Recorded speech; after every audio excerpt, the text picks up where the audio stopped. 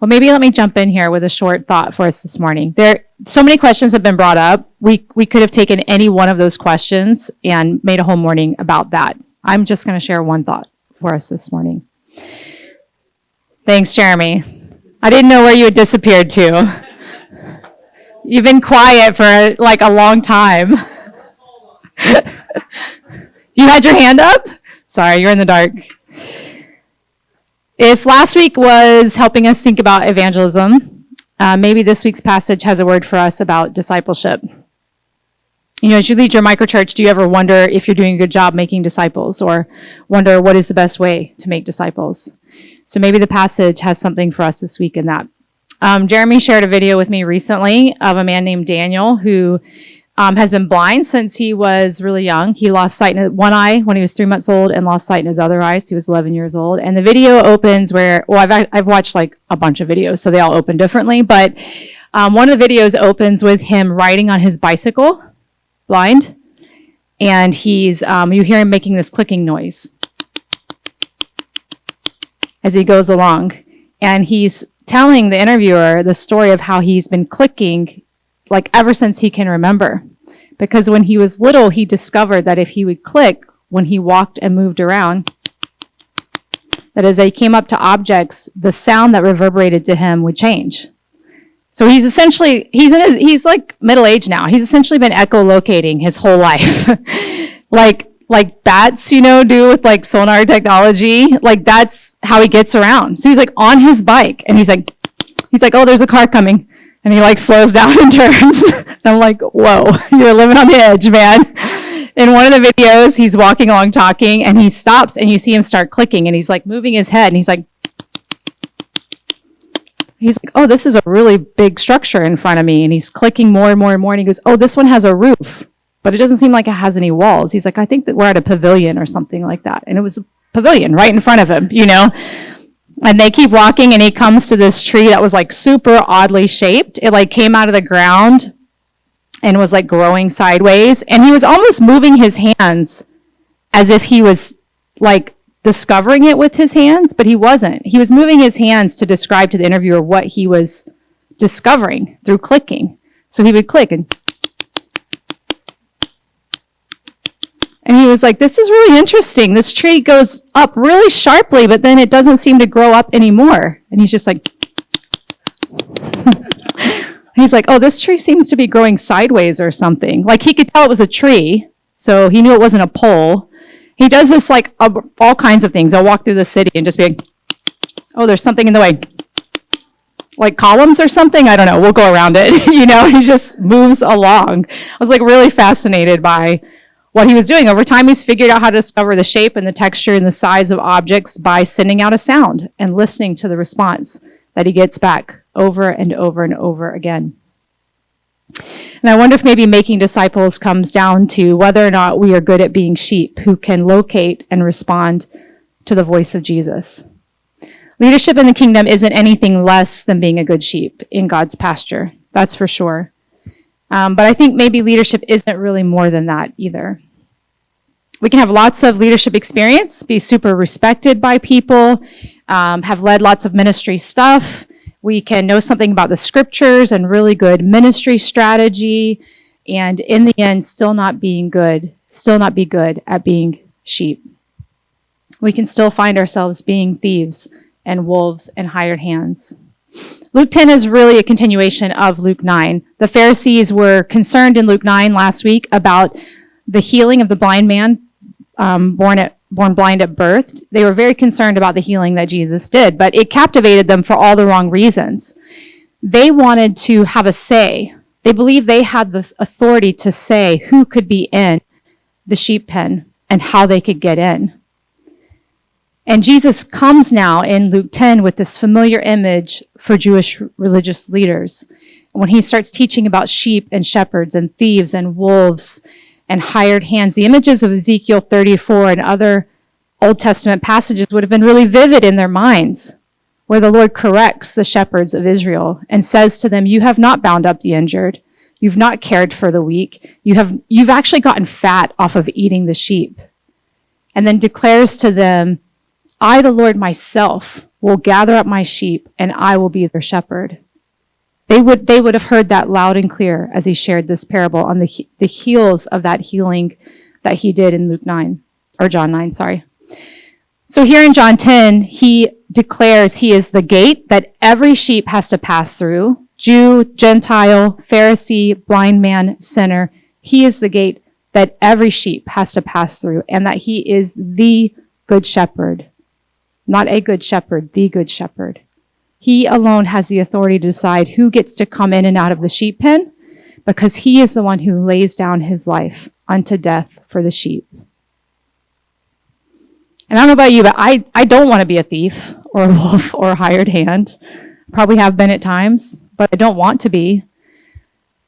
And if we don't want to be those things, and if we want our microchurches to be places where we make disciples, we can't make the mistake of thinking that we can somehow grow out of simply being sheep in his pasture. We ourselves, like me, you, we have to be sheep in God's pasture.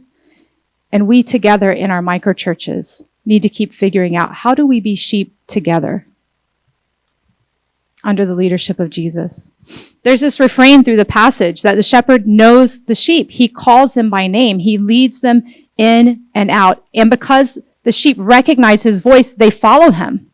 Like, to the extent the passage says that they will not follow another voice because they know the shepherd's voice so well. They'll actually run away from other voices.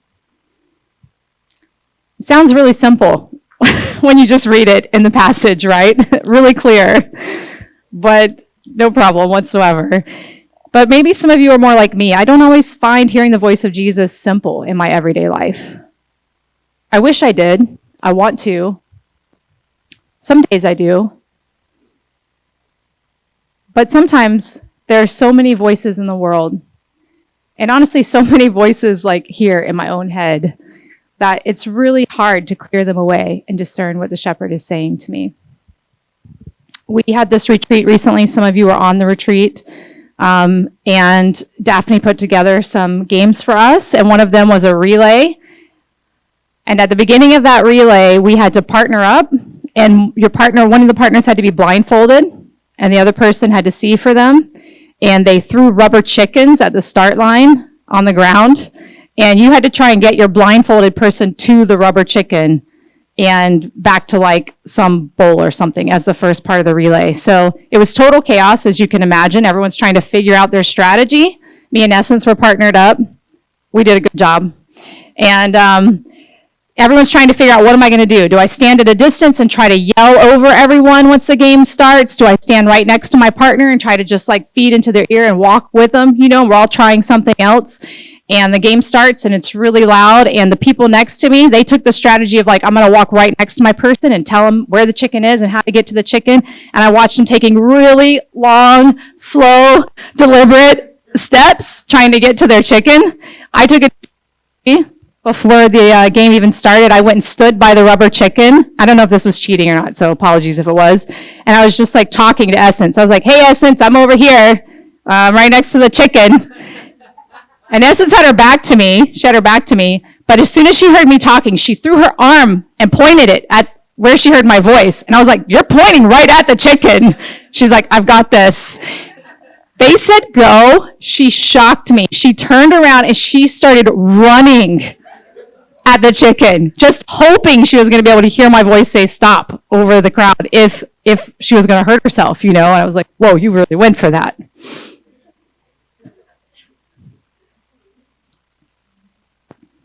Everyone had a different strategy. For you and I, the world is loud. And honestly, our own desires get really loud in our life. And it's not that we don't have questions or things that we're trying to figure out. We do.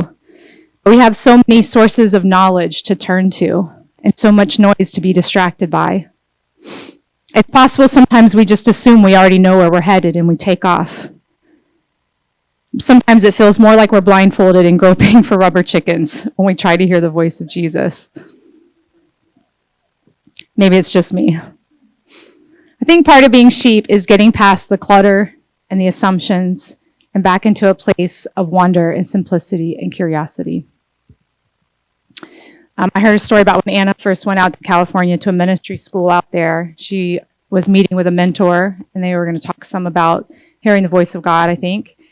And he asked her, "Do you know what God's favorite color is?"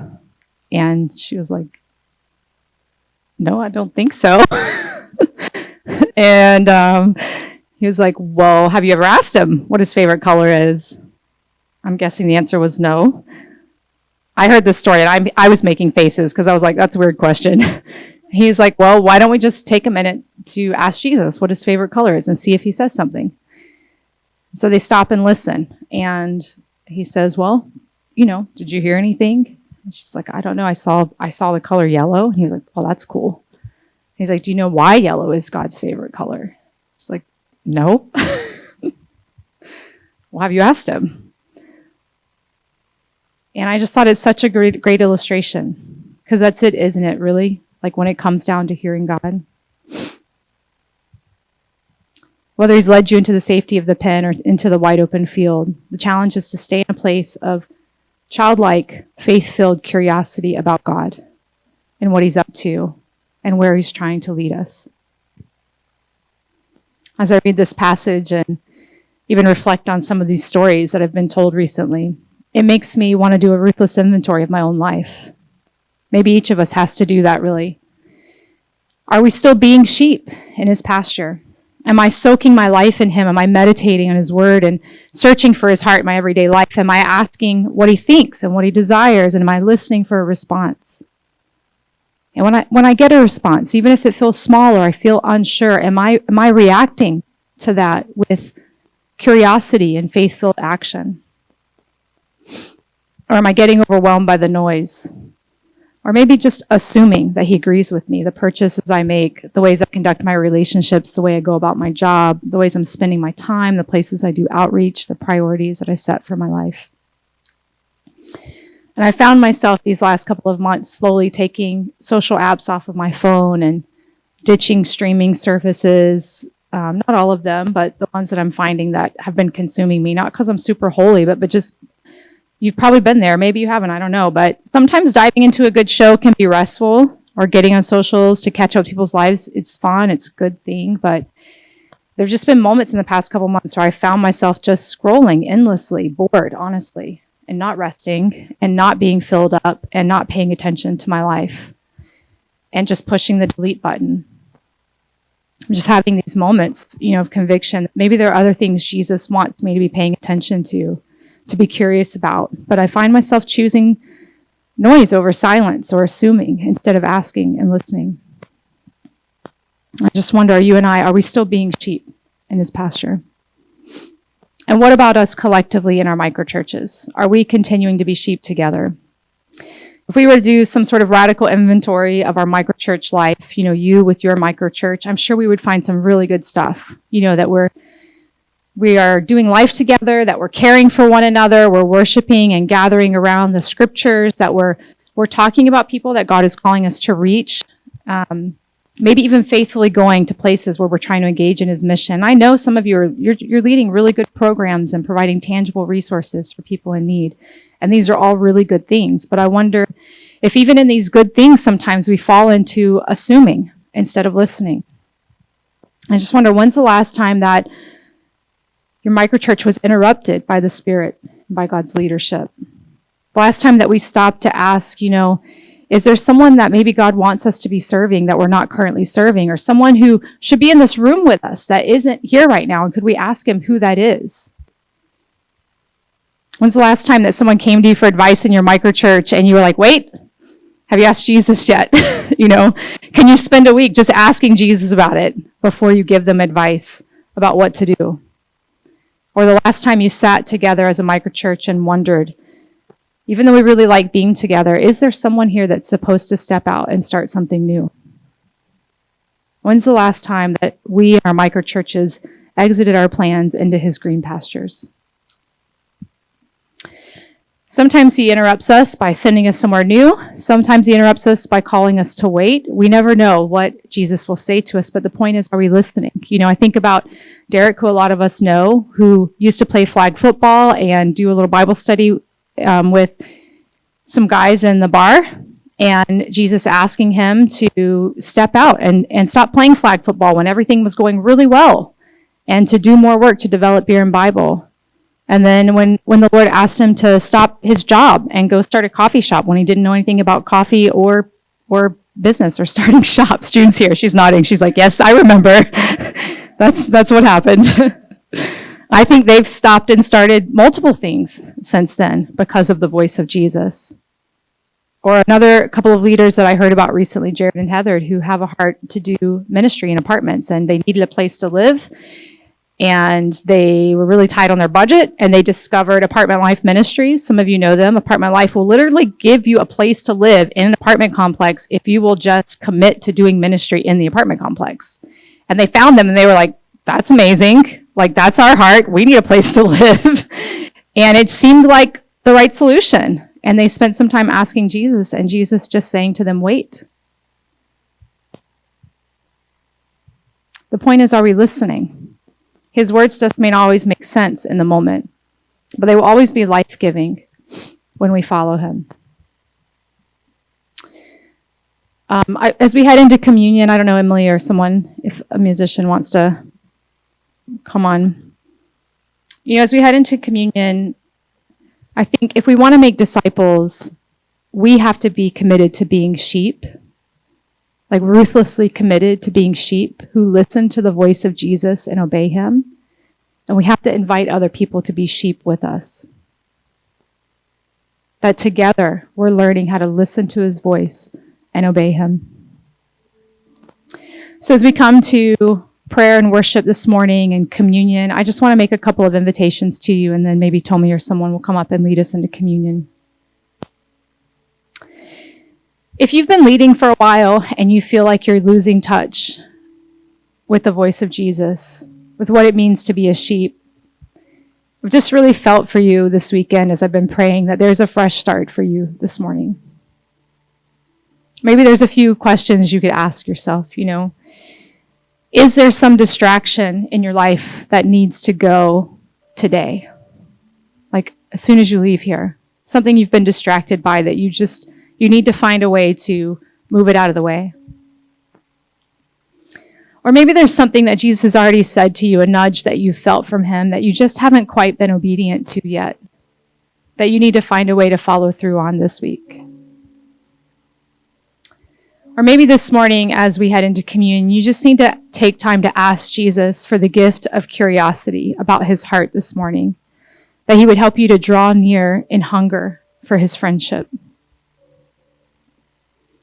And then I wonder for those of you who maybe are thinking about your microchurch more, maybe this morning you need to ask Jesus, is there something new, Jesus, that you're calling our microchurch into? What does it look like for us when we gather together to be sheep together? Is there something that you're wanting to say to us that we haven't considered recently?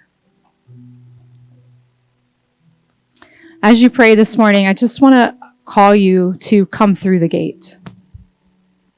Come to the care and the leadership of the Good Shepherd. Let him bring you into his green pastures this morning. Take some time before you get communion to get your heart aligned with him again.